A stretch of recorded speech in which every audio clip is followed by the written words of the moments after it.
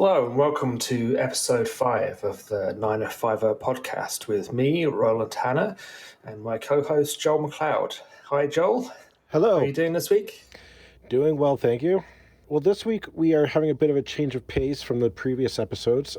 We have reached out to an entrepreneur, restaurateur, and generally a good guy, Jason Cassis, who is the co-owner of Equal Parts Hospitality, which is quite a fixture in the Hamilton and 905 region. I've owned a restaurant in one of my previous lives, so this topic was a bit close to my heart because, as we all know, when COVID-19 hit, the hospitality industry was really, really hit hard, and then to the point that some people thought that it was not going to survive this far into the pandemic. And so that somebody like Jason is still trucking along and still working to put together a product and a business this far is really uplifting in my opinion, and also the fact that he's taken it a step further. He's opening a new venture, and a very innovative one, in my opinion, in light of COVID-19. It was something that we wanted to take a look at and hear what he had to say about not only his venture, but the state of the industry as it is right now in the pandemic, and what he views as the future of not only the restaurant and hospitality business, but also the future of the economy in Canada as we learn to live with COVID-19. So here it is. Okay, so today we are joined with Jason Cassis, who is the owner of Equal Parts Hospitality in Hamilton. I would say I've been looking forward to having this conversation for a little while now, as the hospitality industry is an industry that's near and dear to my heart, and something that I think is going through a lot of changes right now due to COVID-19. And so, Jason, why don't you tell us a little bit about who you are and what your background is? Sure. Uh, I am co-founder of Equal Parts Hospitality.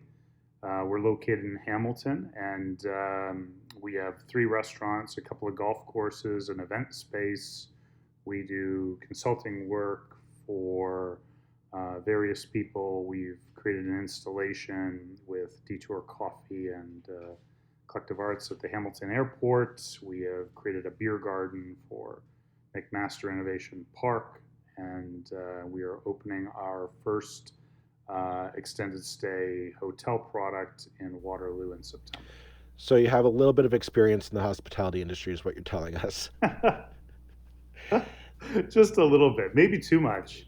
Maybe Never, too never. much. I want to start off, if you don't mind, flashing back to March of this year. I imagine you're going about your business, you have your plans, your businesses, and all of a sudden COVID-19 hits, and it just upends almost every industry in the world. The hospitality industry, I think, was hit particularly harsh due to having to shut down literally overnight, no planning, no vision of what was going to come next. I'm wondering what was going through your mind a as a restaurateur when news of that comes down. Like what's running through your head of, oh my gosh, all my businesses need to shut down immediately.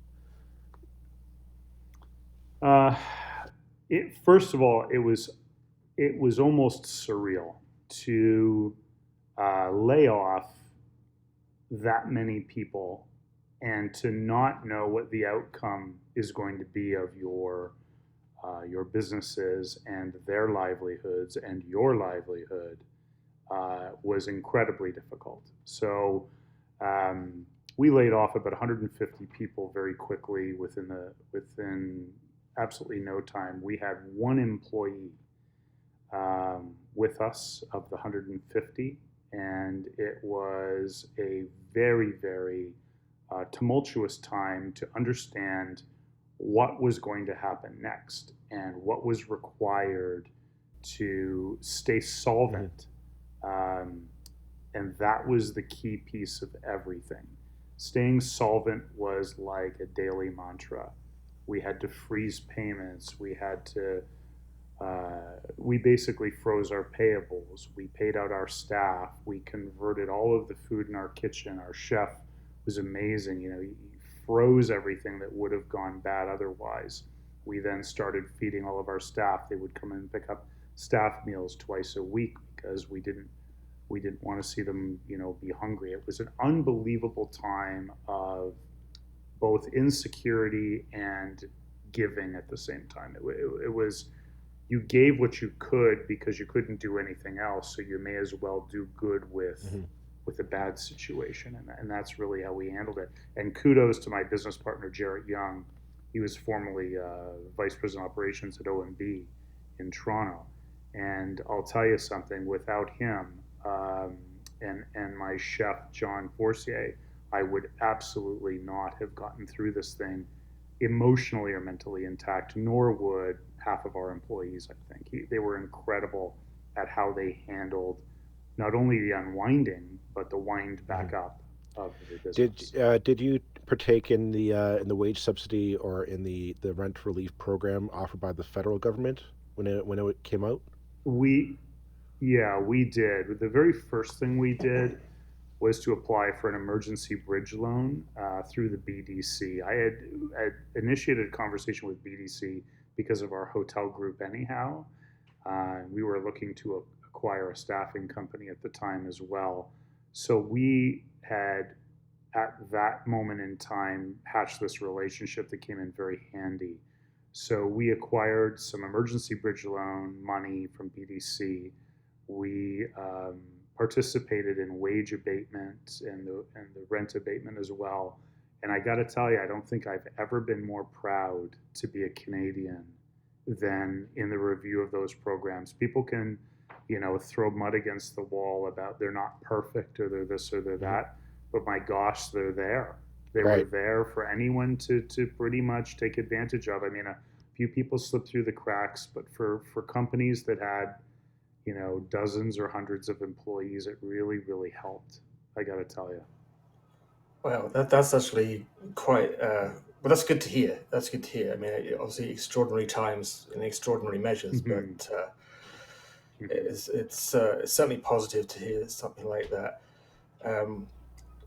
I suspect I'm about to ask the question that Joel was going to ask next, but what's the where are you now in terms of some kind of return to normality? Well, let's mark this moment in time. We've had stage 3 in Hamilton for roughly 4 weeks, maybe it's been this Friday, it'll be 5 weeks, I think. So when the interiors of restaurants could open up, and let's keep in mind 50% occupancy isn't real. It's more like 40% when you do it truly safely, when you truly keep a couple meters apart between tables. 100-seat restaurant very quickly becomes 40 when you remove the bar. And you can't stand up and drink, so there's no point in having the bar anyhow, right? So you guys look like you could have a beer at a bar. I could sense that talking to you. So I've been known to partake every now and again. So when you when you think about that, you think about, okay, what happens next? Stage 3 was the holy grail. We're almost back to normal.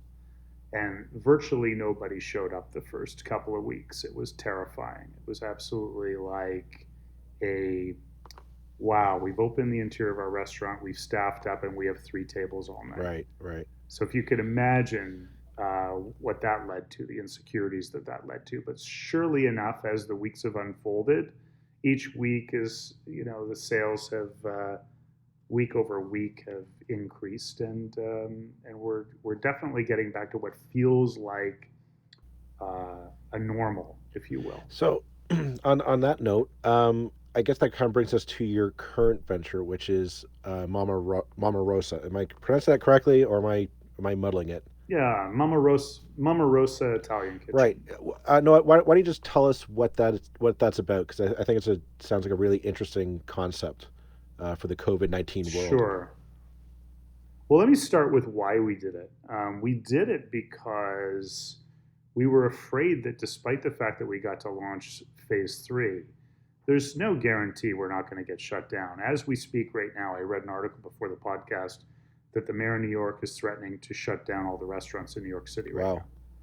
So they had reopened them, shut down. Now, keep in mind, it's not the restaurants that are spreading COVID, it's the patrons coming to the restaurants, sitting Right, too right, right. close, that don't really, shouldn't be necessarily together. They're not in their family bubble or their extended bubble, and they're just out having a good time. So that's very concerning for us.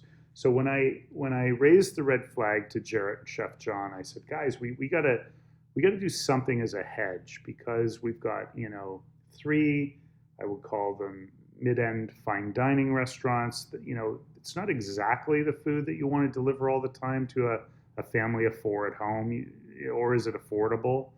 I thought, you know what? Why don't we do something in the pasta genre? It's inexpensive for us to produce, it's inexpensive for us to deliver, and so on and so forth. And so we created really a ghost brand, or a virtual restaurant called Mama Mhm. Rosa. And Mama Rosa is served or created out of the basement of the Aberdeen Tavern, which has a very large prep hall. And so basically, the idea would be, I order to Mama Rosa, I order this Italian cuisine, and it's delivered. There's no sit-in, there's no table service, there's no wait staff, nothing whatsoever. There's not even a phone number or a sign. Okay, okay, so we're going like It's bare bones. bare Uh, bones, bare bones. Without getting into your too much of your business model, like what's the? I imagine your costs have to be very minimal. I mean, you just be looking at your food costs, maybe the cost of the space, the kitchen that you're using, and your staff to cook and prepare the food, because you don't even have like delivery drivers, because you're doing this through Uber Eats, Hmm. correct? Correct, exclusively through Uber Eats. I mean, I'll send a message to all the restaurateurs out there. A key issue to solve is capacity right Hmm. now. If you're at 50% or less, you still have 100% of your kitchen. Right, right. You still have 100% of your cooks, should you choose to have them and employ them. So why not create something that can go out the back door? If something's coming in the front door but it's at a reduced capacity, why not have something go out the back door at a much higher capacity? We've been so busy a couple of nights that we actually had to turn uh, Mama Rosa off. Wow. Okay, that's Yeah, yeah. So give you context, right? So people are looking, they're craving family food, they're right. craving comfort food right now, and so I think that Italian genre is hitting it for sure. Also, you can feed a family of four spaghetti and meatballs pretty Well, I mean, cheaply, every so every that family really with young helps. kids. I have young kids. They always love noodles, like spaghetti with Absolutely, tomato yeah, sauce. Yeah, it's plain and boring, but man, it's good in a pinch when you got a family of four to feed. yeah, Um, yeah. Well, and there's also, I mean, I had it was my 50th birthday in June, and we were still pretty much, I think we literally a day or two earlier kind of entered phase two. Um, so, going out to a restaurant was not on the cards, and we kind of booked a chef to come in and cook a meal just for myself, my wife, and my parents-in-law, which was fantastic. And but it not something you can do every day, that's for sure. But it was it's enabling that kind of parallel experience to the traditional sort of restaurant going out for a special evening kind of experience. Was really important. It was really important for our very small bubble at that stage, to be able to still have some kind of a celebration, I guess. Which I guess the other thing that you're kind of catering to is that traditionally when you think of ordering food in, it's very often, you've got your pizzas, you've got your McDonald's, you've got your which so there's a gap in the market for like good food that's delivered. There's a quality gap, or a good ingredient gap. I shouldn't say quality. I mean, a Big Mac to me is quality. It's a great sandwich, mhm. right? It's more of a good ingredient gap, I think, that's missing. And that's the purpose of Mama Rosa. I mean, when this pandemic is, maybe even by the end of this year, I think we will have three restaurants and three virtual restaurants by the end of this Mhm. year. We're looking at doing a couple more virtual restaurants as well. because we're also thinking in terms of when people are starting to head back to the office slowly over the next 12 months. Well, when it's Johnny's birthday or Sally's retirement, Right. those people may or may not be comfortable sitting in a group of 12 in a restaurant still. But they're probably, because they work together all day, content to come in and out of their boardroom and eat a bunch of Mama Rosa takeout. So I think we're looking at that, um, that market as well. On that note, because it sounds like you have your eyes on the future. What future market opportunities are going to arise out of this pandemic? I've heard numerous restaurateurs talk like we need restaurant business model needs to shift from you come to my place to sit down and eat to more of a proactive I'm going to go out and deliver food to you. So you have your takeout, which seems to be working somewhat in some regards. But the question for most restaurant tours remains is what do I do with my footprint, which was supposed to be full of patrons, and I turn over tables, 2 or 3 times a night to make my profit. That's kind of gone out the window. I'm wondering, do you see newer ventures coming out, copying your model of a small kitchen? I mean, you just need a place, kind of a hole in the wall to make your food, and then just somebody to deliver it, or do you think the traditional restaurant is dead? Is it dying, or is what's the I don't. future in your I mind? don't think it's. I don't think that celebrating is ever going to go away, and I don't think that eating together, family style, will ever go away. Um, I think what you're going to find is there will be a lot of opportunity for independent business owners. They talk about only the large corporations are going to survive. That might be true to some degree in very large dining like the Right. Keg, um, places like that, Jack Astor's maybe. But I don't buy it in the sense that you can't come over here to Canada and be welcome to our country and decide, you know what, I'm going to open up a really cool Mexican taco takeout window with a kitchen in the back and some Uber drivers lined up, 2 or 3 tables. Almost remember the pizza model from the 70s and 80s in Canada. They always had 3 or 4 tables in the front and a takeout counter, and it was cool, and it was like a bit of a mom and pop shop. That's kind of what Mama Rosa is really. It's if Mama Rosa became a brick and mortar brand after the pandemic, I sure as heck wouldn't want some big crazy dining room for this thing. As a matter of fact, I would be just as happy with a takeout counter and 3 tables, and a cool factor to it, and a lot of delivery to the and continue to focus on the office trade and the delivery trade. And that's the kind of model that exists in, well, say Europe. Europe, excluding Britain, is very familiar to people who travelled over there. That there'll be 100. Every town will have 100 fantastic restaurants, usually with a few tables, and Mm-hmm. yeah, and it. I mean, I guess it's that kind of lesson that with every crisis there's opportunity, isn't there? And Yeah, it's kind of exciting to think of uh, some new models of the hospitality industry coming out of this. never waste a crisis, right? Right? Yeah. And this is a good one. This is a good one not to waste. Yeah. So we're doing our part not to waste it. Now, I mean, I know so I can speak mainly to Burlington as kind of my area where I'm most up on what's happening, and there's been some really major, long-standing pubs and restaurants that have closed already. Um, so, like Emma's Back Porch is sort of very well known. Mm-hmm. Mother Tucker's is another one. Uh, how it also sounds like you're doing okay. How are you finding that the industry as a whole in Hamilton is being affected by COVID? Well, I'm not going to lie. The industry's in terrible shape. Um, there are pockets that are doing well. If you're a hamburger delivery joint, you're doing well. If you have pizza, you're doing well. If you're fast food, I'm sure you've seen the drive-throughs or participated, are doing very well. Independent coffee shops are not doing well. independent small restaurants are not doing well, and fine dining is absolutely dead right now.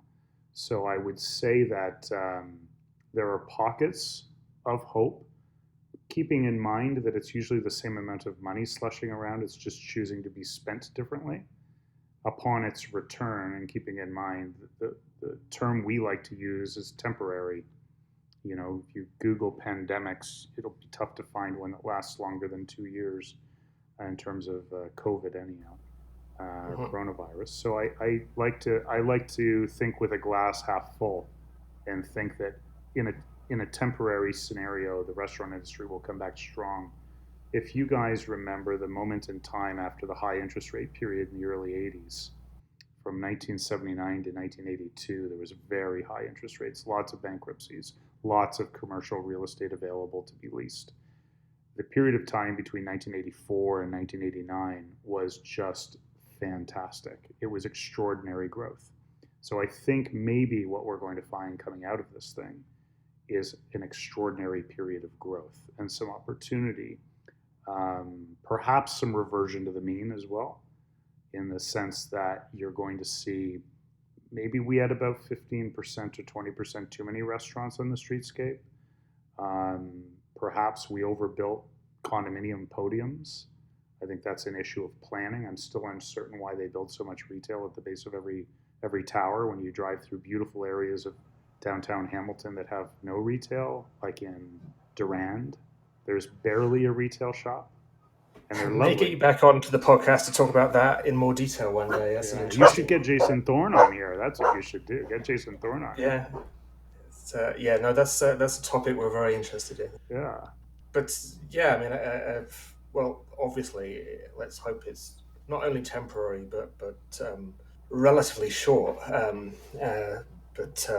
But you know, if the rumored second wave comes, what do you think?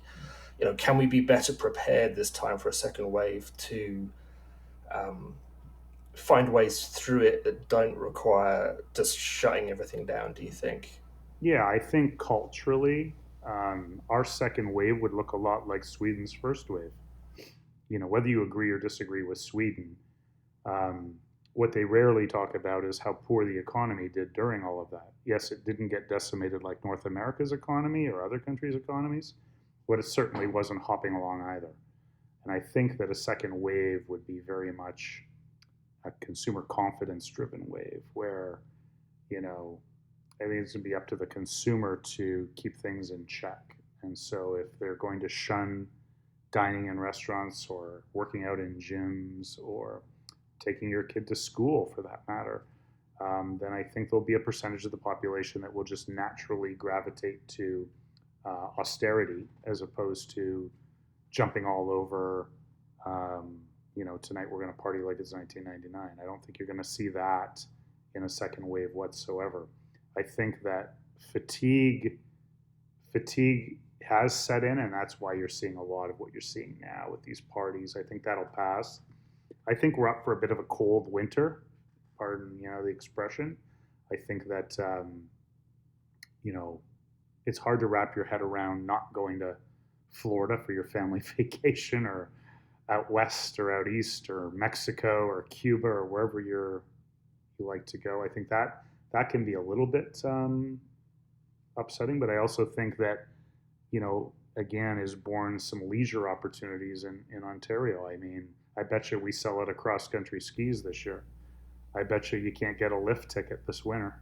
Just like Yeah, I know you can't get on a golf you course can't get easily at on the a golf moment. course. It's crazy, right? So golf So courses must be having a yeah, fun time. yeah, Is it just a matter of like rebranding that argument? Because I think you have a good point there that we are going to look a bit more to each other in terms of economic recovery. Because I don't think it's going to be a matter of, oh, we'll just go south for the winter, or we'll go we'll go to the Bahamas or Florida or Arizona or wherever. It's going to be, no, we're going to look to our neighbor to help us through it, which would be a lot more dining in, like ordering in, going to like Collingwood, Huntsville, those places, Muskoka for vacations. Are we going to see a bit more of a Canadian pride centric economy, maybe post COVID?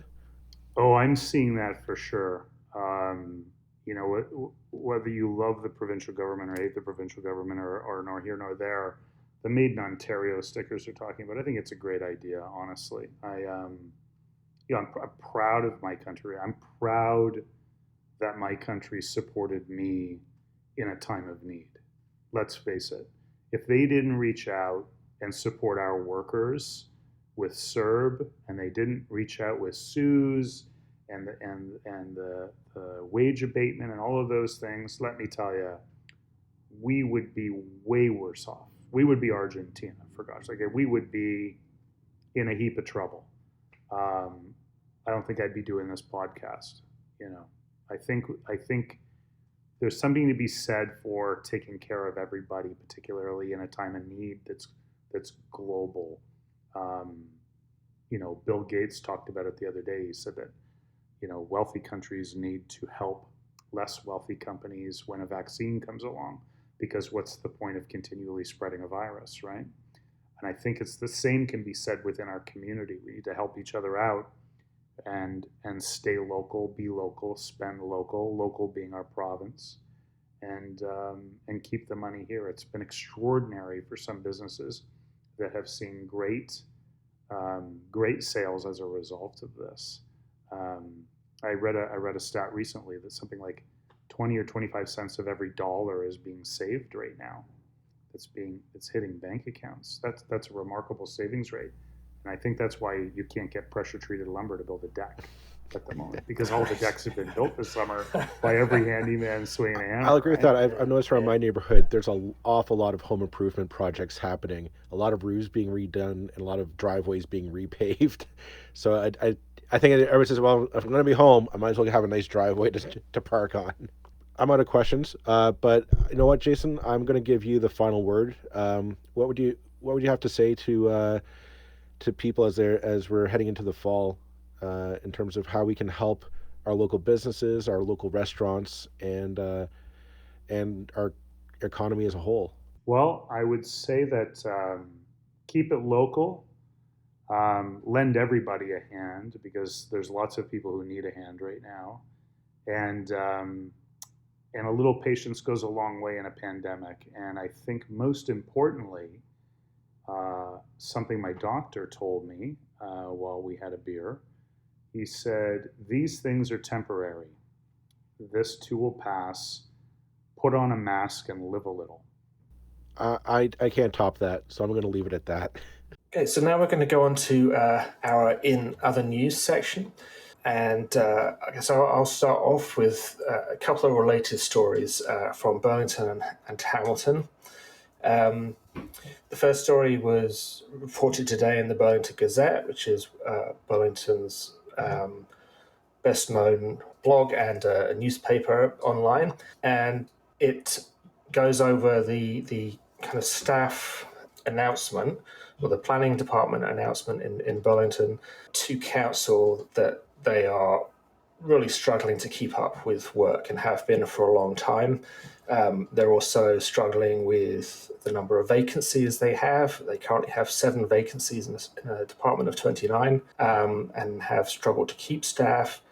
And with the high number of developments that are going on in Burlington, also the high number of appeals just in the normal course of business to an extent, but also because of the interim control bylaw and the official plan review, they're really not keeping up with the work that they need to do. And so there's a need for more staff. This is interesting, I guess. Well, to some extent, it's no surprise to anybody who's been looking at planning in Burlington in recent years. It's a symptom of a number of different things, and none of which relate directly to the staff, and it's not something that reflects necessarily badly on them whatsoever. The big change that happened last year was that the province passed Bill 108, passed the law which reduced the amount of time that councils have to respond to development issues down to, I think they went down to 100. I wish I could remember the number of days. I can't. Anyway, the half the amount of time that cities are meant to respond. Now, you see the amount of work that a city has to do, a city planning department has to do on any development application. It's pretty vast. Plus, they have to farm things out to people like Conservation Halton, or there are a whole bunch of third-party bodies that have to be considered around any development. And so the province, in essence, by setting them a very short deadline, means that planners often can't get the work done in time, and that opens up the doorway for things to be appealed to LPAT. So it's part of a whole process by which the amount of influence that a council can exert over planning is made weaker and has been made weaker over a long time. It also, I understand that Burlington pays less than some neighbouring jurisdictions in terms of what they pay their staff. Most City Hall staff in Burlington don't live here because they can't afford to, and that's not a good situation. And certainly the inability to keep staff in recent years, I think, tells its own story as well. So there's a whole lot of stuff going on there, but it really has obviously come to something of a head and needs to be addressed. But it speaks to the ways in which the entire planning system is geared against municipalities now. It's very difficult for municipalities simply to do the job of considering developments and passing them to council and voting on them. I would say it's even more than that. It's a symptom of a broader culture of government can't do anything right. Government is that belief of that government is the problem, right? The old Reagan mantra is, it comes through here in local government, that we can't hire the best people to look at the experts and the people with the knowledge and the expertise to look at these issues and come up with alternatives or compromises or a path forward. We just rush through because the idea is that government isn't a helper to developers to make the best possible choices or to make a viable option. It's that time-old phrase of, it's just the problem, which I think we've seen over the past few years that also that philosophy is kind of moot. That it actually ties right into what Jason was saying about how good the government was or has been during I don't want to make this a federal versus provincial government thing. That's not the point. So that the government at particular moments of crisis can be the difference between certainly business life and death and actual life and death, as we're seeing in the States at the moment. And the government can be a force for good, and we forget that. That our natural cynicism about politicians and politics and government and bureaucracy blinds us to the fact that government does do a whole bunch of really important things. And some of our politicians are the worst offenders at believing that there's nothing good that government can do, and it's their job to get government out of the process. And I think when things like development are basically made impossible for local government to deal with adequately, you've got a huge problem, because that's how democracy has an influence. Well, it's not even that, but I mean the problem with development is a developer comes in with the intention of, I want to build project X, whether it's a high rise, a subdivision, or a new commercial development, whatever the case may be. Their interest in it is temporary. Literally, by definition, it's temporary. They come in, they dig a hole, they fill the foundation, they build the project, and they will sell off the condo units as quickly as possible. They will sell it off to a landowner or something like that to rent out the commercial space, or they sell off the subdivision to homeowners, and they walk away to the next project. Their interest in it isn't the long-term interest that a city government would have. City government has definitely a longer-term vested interest in that, because they're the one who ends up having to pay for sewer upgrades, utility upgrades, simple things like road clearance, garbage clearance, things like that. That the city government does need to be at the table and have not so much a rubber stamp or a get out of the way say, but they definitely need to have a seat at the table and say, this doesn't work for us. you can build it now, but in 30, 40 years time, we're seeing a problem down Yeah. the road. And they need to have that input now, as opposed to be told, well, why can't you fix it, 30 or 40 years down the road, when there'll be other issues that they need to deal with. We just need And smarter I think development. it speaks to something we're going to be talking about quite a bit over the next couple of weeks, actually, because we're going to be looking at some things to do with official plans and things like that in Burlington, I suspect, soon. And I taking Burlington out of the equation, because that's a whole kettle of fish that we won't talk about today. But looking at it provincially, it's the movement of decision-making power away from cities to somewhere that's more remote from the people who are actually going to have to live with any development is something to be deeply regretted, and which I wish some of the opposition parties would place a lot more focus on. It's really been one of the most destructive and unhelpful processes that's happened in the last 20 years or so, that we have this state of war between developers who ultimately are just doing a job and entirely entitled to do that. I will not badmouth developers for trying to run a business. They have to, and we need building and we need houses. But the direction in which the control of development has gone, which has taken something, I would say, if you want to round it all up, about 80% of the decision-making kind of power on development that used to lie with councils, with elected officials, I believe has been siphoned away, so that you've now got this short period of time when the planning application can be considered by staff who are exhausted and tired and underpaid and cheesed off. And if they don't hit that target, well, now the province will make the decision for you. And it's not good.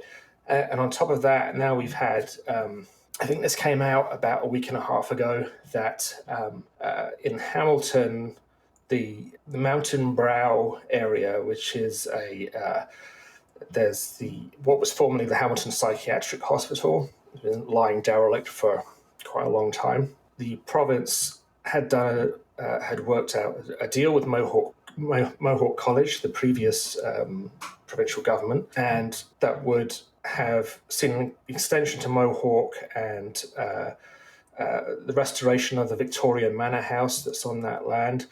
Well, the province has just stepped in out of the blue and torn that agreement up and said, quite contrary to all the wishes of the city of Hamilton, that they're going to open that land up for development.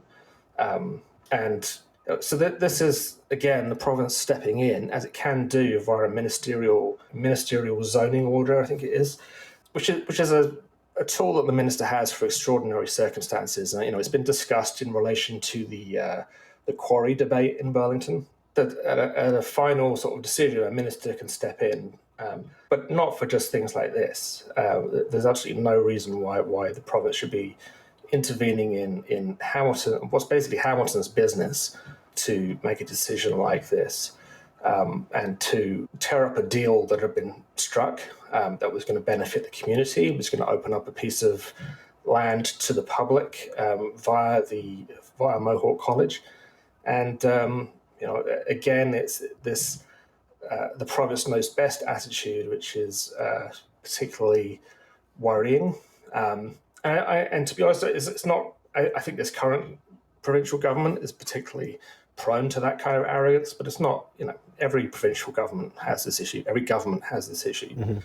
I just think these guys are worse, and it really needs to change because it's decisions should be made as close as they can to the bottom level, or the level that's most appropriate. And I really hate seeing those powers just taken away from particularly when it's a local issue, being taken away and dealt with at a provincial level. Well, yeah, I mean, that's just I guess it's a bit of an overreach of power. It's abuse of the spirit of the act, or of the power in question. I mean, I think the power is used mostly when there's an impasse at the municipal level, when a council just can't seem to get a direction going on how to use a piece of land or how to go forward with the planning process, because ultimately the cities are all creations of the province. So I can understand the province sometimes would have to step in and say things need to progress, but this is definitely an overreach of power to come in and overstep the debate and the discussion that's happening in Hamilton is just uncalled for. And I think it goes to question what exactly this government's motives are in terms of development. If you remember, during the election, Doug Ford was caught in a closed door meeting with developers saying, well, I'm just going to carve up the greenbelt for all you guys to have fun. And then, oops, he got caught, and now all of a sudden, well, that's not on the agenda. But then once he got into power, passed legislation that allowed municipalities to do that, to decide if they wanted to build into the greenbelt. Luckily for us, I think the 905 mayors and regional and municipal councils are all of a bit saner mind that they don't want to do that.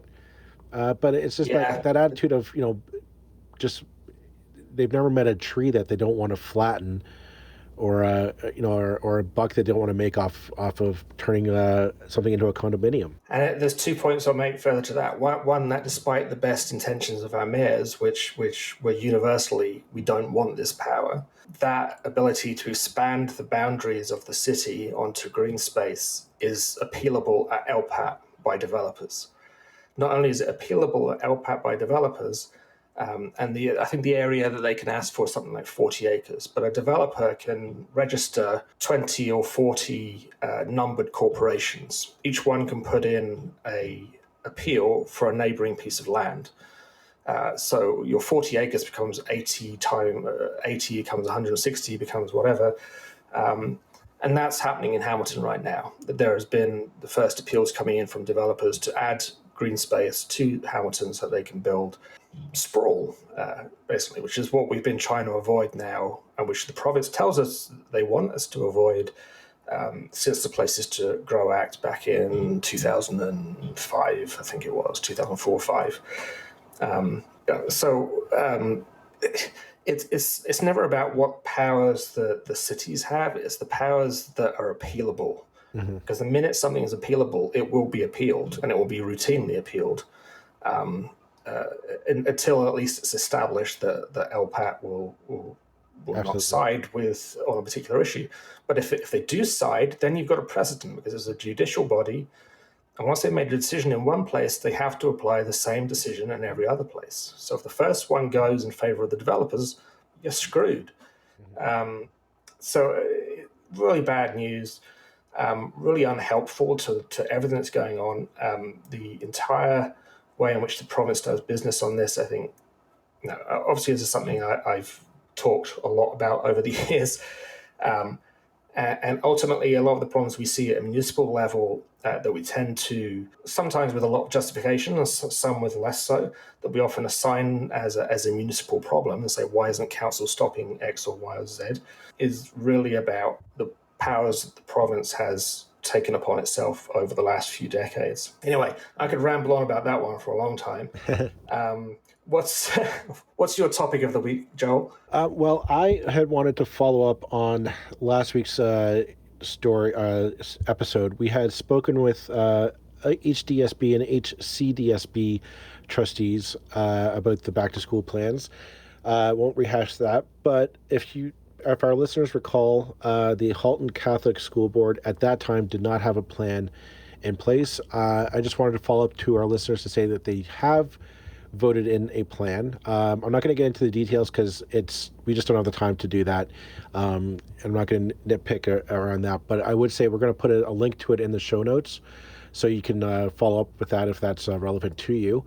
But what I found interesting was after we did that interview, the National Post came out with a poll that said 38%, roughly 4 out of 10 parents, are not comfortable with sending their children back to school in September. They're opting to put their children into the distance learning models that are being offered by the various boards across the province. And I just thought that was an interesting statistic based on the conversation last week, that there's clearly a disconnect between the province going forward, parents, teachers, and as well as the boards on the ground, that we don't seem to be all operating on the same page on this issue, which is a very troubling notion, considering that back to school is only a few weeks away. Yeah, I mean, really, what are we now? 2 weeks? Yeah.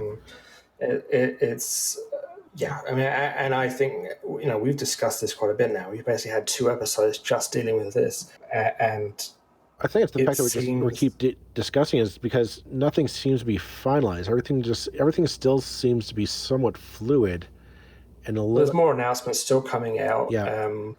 There was an announcement this week that some schools can be staggered, which basically recognised that a lot of schools just aren't going to be ready.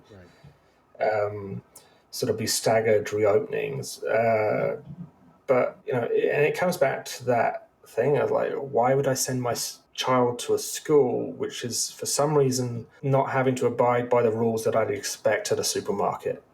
Or a restaurant, or a takeout place. And to clarify, that I don't think that's because of, from what our discussion was, because of slacking by the board. Not at all. The board is clearly not getting the resources that they need to make these decisions, but they're being handed the responsibility. And I think it's just a shoddy leadership on the part of the province to essentially just pass the buck to our school boards, but don't give them the resources to come up with a credible plan. And I really, believe it or not, this is not a bash the province podcast.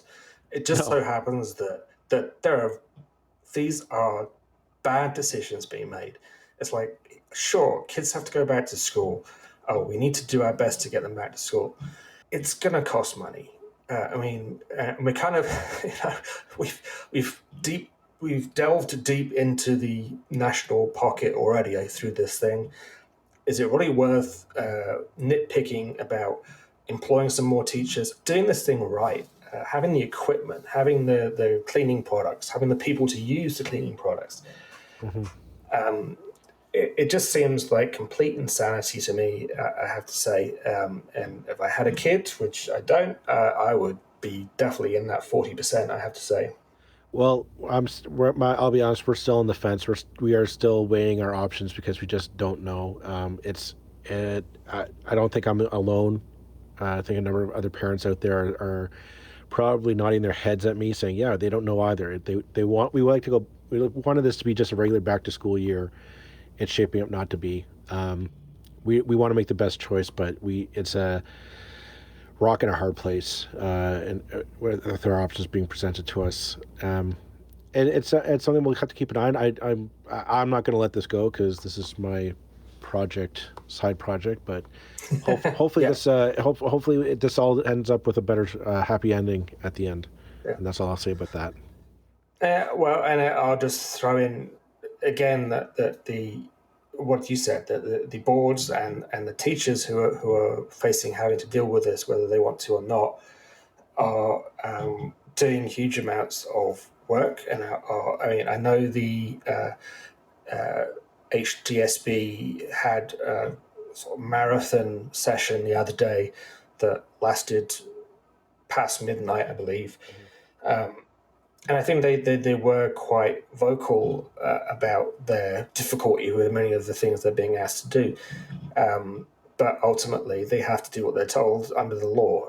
It's not... and I think they're making the best of a very bad situation. Good. Okay, well, I think that's everything for this week. Thanks again for tuning in, if tuning in is the right way to describe what you do with podcasts. And we'll be back next week with another episode. You can find us on Apple Podcasts and Spotify and all your other favorite podcast apps. If you have any questions about the show, if you have any criticisms, or if you just don't like us, you can send us an email at info@905er.ca. And we are on Twitter, Facebook, and now on Instagram. Look for us, the 905er, on all those apps. Thanks very much, folks, and have a great week. Bye-bye. You looking to make the most out of this life and optimize your personal wellness? Then check out the Natural Man Podcast. Join me, host Mike C., as we explore all areas of human wellness, physical, mental, and emotional. Learn strategies to optimize your own well-being and be in the driver's seat of your own health. Remember, your doctor works for you. Learn biohacks, neurohacks, ways to improve sleep, and ways to optimize your body and your mind. Check us out on Apple, Spotify, the Fountain app, and at naturalmanpodcast.com.